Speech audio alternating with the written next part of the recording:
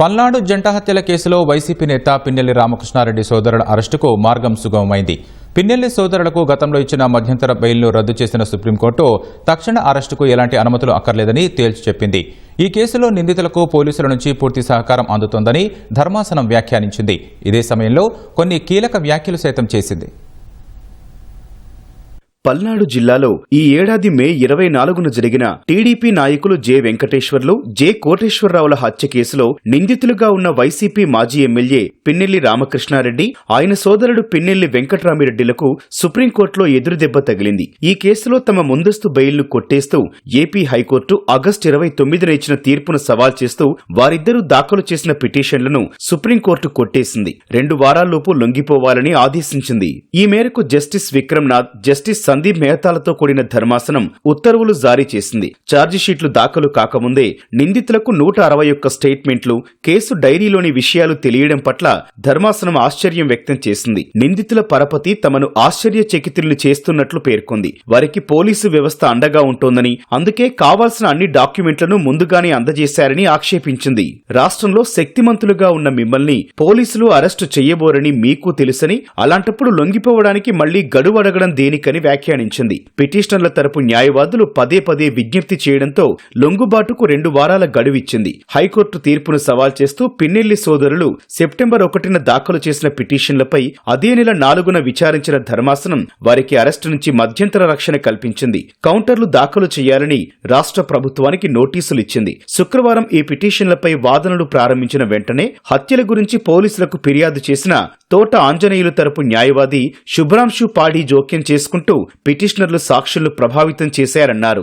September 4న ధర్మాసనం పిటిషనర్లకు మధ్యంతర bail ఇచ్చిందని, కోర్టు ఆదేశాల ప్రకారం దర్యాప్తునకు సహకరిస్తున్నామని వారు కోర్టులో అప్లికేషన్ వేశారన్నారు. దాంతోపాటు వారిని దర్యాప్తు అధికారి విచారించిన సిఆర్పిసి 161 స్టేట్మెంట్ ను కూడా దాఖలు చేశారన్నారు. అది వారికి ఎలా వచ్చిందో పిటిషనర్ల తరపు న్యాయవాదులను వివరణ ఇవ్వమనండని ధర్మాసనానికి విన్నవించారు. మీకు ఆ డాక్యుమెంట్లు ఎలా వచ్చాయని పిన్నెల్లి తరపు సీనియర్ న్యాయవాది సిద్ధార్థ దవేను జస్టిస్ సందీప్ మెహతా ప్రశ్నించారు. కోర్టు తమకిచ్చిందని ఆయన బదులివ్వగా న్యాయమూర్తి విభేదించారు. కోర్టు ఎట్టి పరిస్థితుల్లోనూ అవి ఇవ్వకూడదు, ఆ విషయం మీకు బాగా తెలుసని వ్యాఖ్యానించారు. కోర్టు ద్వారా ఆ పత్రాలు పొంది అప్లికేషన్తో పొందుపరిచామని దవే చెప్పగా న్యాయమూర్తులు వ్యతిరేకించారు. ఛార్జిషీట్ దాఖలు చేయకముందే కోర్టు అవి మీకెలా ఇస్తుందని జస్టిస్ మెహతా ప్రశ్నించారు. ఏపీ ప్రభుత్వం తరపున హాజరైన సీనియర్ న్యాయవాది సిద్ధార్థ లూత్రా జోక్యం చేసుకుంటూ ఇలా నిందితులకు 161 స్టేట్మెంట్స్ వెళ్లడం తమను ఆందోళనకు గురిచేస్తుందన్నారు. దీనిపై సిద్ధార్థ దవే వాదనలు వినిపించబోగా జస్టిస్ మెహతా విముఖత వ్యక్తం చేశారు. మీరు ఏ మార్గంలో ఆ పత్రాలు సంపాదించినా అది ఆమోదయోగ్యం కాదు, ఏ కేసులో అయినా సరే దాన్ని ఆమోదించబోమని పేర్కొన్నారు. మీరు దాఖలు చేసిన 161 స్టేట్మెంట్ సర్టిఫైడ్ కాపీనా అని ప్రశ్నించారు. పిటిషనర్లు విచారణకు వెళ్లిన తర్వాత అక్కడ అధికారులు ప్రశ్నించారని దవే చెప్పబోగా జస్టిస్ మెహతా జోక్యం చేసుకున్నారు. మీరు చెప్పబోయే మిగతా వాక్యాన్ని నేనే పూర్తి చేస్తానంటూ పోలీసులే ఆ పత్రాలను మీ చేతికి అందించారని పేర్కొన్నారు. దవే దాన్ని అంగీకరించడంతో న్యాయమూర్తి మెహతా తీవ్ర ఆగ్రహం వ్యక్తం చేశారు. మీరు ఆ పత్రాలను చేజిక్కించుకున్న విధానం పిటిషనర్ల కుట్రను చెబుతోంది. తమను ఈ కేసులో ఫోన్ సంభాషణల ఆధారంగా ఇరికించినట్లు పిటిషనర్లు రీజాయిండర్లో పేర్కొన్నారు. కేసు డైరీలో ఉన్న సంక్లిష్ట విషయాల గురించి మీకెలా తెలిసింది అని నిలదీశారు. అందువల్ల ఇది ముందస్తు బెయిల్ ఇచ్చే కేసు కాదని, పిటిషనర్లను కస్టడీలోకి తీసుకుని విచారించాల్సి ఉందని స్పష్టం చేశారు. తమ పొరపాటుకు చింతిస్తున్నామని దవే చెప్పగా ఇది పొరపాటు కాదు, నిందితులకున్న పరపతిని చూసి మేమే ఆశ్చర్యపోతున్నామని న్యాయమూర్తి వ్యాఖ్యానించారు. దవే బదిలిస్తూ పిటిషనర్లకు హత్యకు పాల్పడ్డ వారికి మధ్య హత్యకు 2 రోజుల ముందు 57 సెకండ్లు 7 సెకండ్ల ఫోన్ సంభాషణ జరిగిందని పోలీసులు పేర్కొంటున్నారని, అంత స్వల్ప సమయంలో కుట్ర పన్నడం సాధ్యమేనా అని అడిగారు. ఇది టీడీపీ నాయకుల మధ్య జరిగిన గొడవ అని, ఇక్కడ పిటిషనర్లు ప్రతిపక్ష పార్టీ వారని చెప్పారు. హత్య తర్వాత ఫిర్యాదుదారు మీడియాకిచ్చిన ఇంటర్వ్యూలోనూ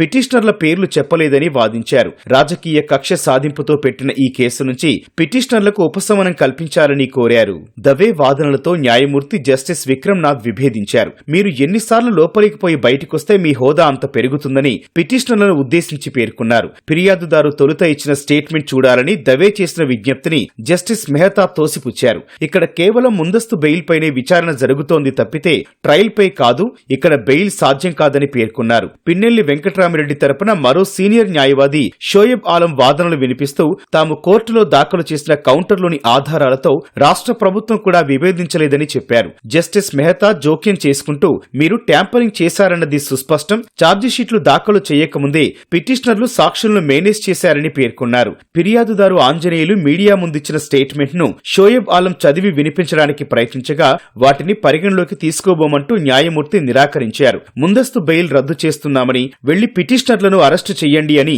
జస్టిస్ విక్రమ్నాథ్ ఆదేశించారు. లొంగిపోవడానికి కొంత సమయం ఇవ్వాలని పిన్నెల్లి సోదరుల తరపు న్యాయవాదులు పదే పదే విజ్ఞప్తి చేయడంతో 2 వారాల సమయం ఇచ్చారు.